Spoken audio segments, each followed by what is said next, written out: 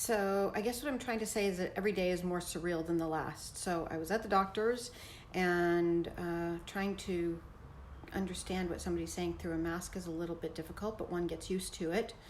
I guess I didn't realize how much we look at another person's mouth. And anyway, I am overcome right this moment with the urge to scratch the side of my nose. And this is a very interesting thing that's happening right now, and part of the surreal nature of our lives is that things that we used to take for granted, we no longer can take for granted.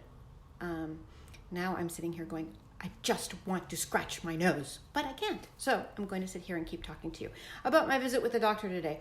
So we went through all the strange questions like, I was asking her, so, I'm asthmatic in the event that I am homesick and, I can't get into the hospital because there are no hospital beds available.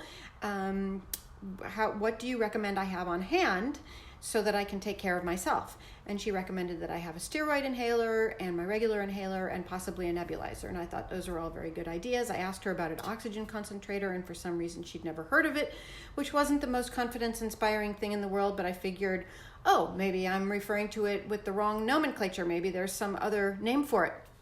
But she seemed very rushed, very harried, which is totally understandable. She was almost 40 minutes late getting to see me, which I completely understand.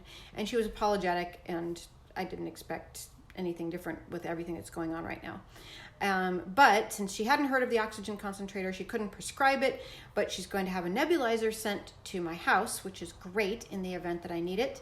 I would prefer to have the oxygen concentrator, quite frankly, but you know what? One step at a time. Then I asked her, I know it's just allergies, but last 2 days I've woken up coughing a little bit. I've got a little postnasal thing going on. And would you mind, just for my own peace of mind, looking at my throat? I promise I won't cough on you, and I'll try to not breathe. So she said, it's okay, I've got the mask on. And she looked at my throat, and then she just very sort of offhandedly said, oh, you've got a viral infection in your throat. No big deal. And I said, what do you mean? And she said, well, you don't have to do anything about it. It's just a small viral infection in your throat. And I said, oh, on the left side, because that's where it hurts. And she said, no, on your right side. I said, oh, okay. Well, should I gargle with salt water or anything? She said, no, there's nothing you can really do about it. Just don't worry about it.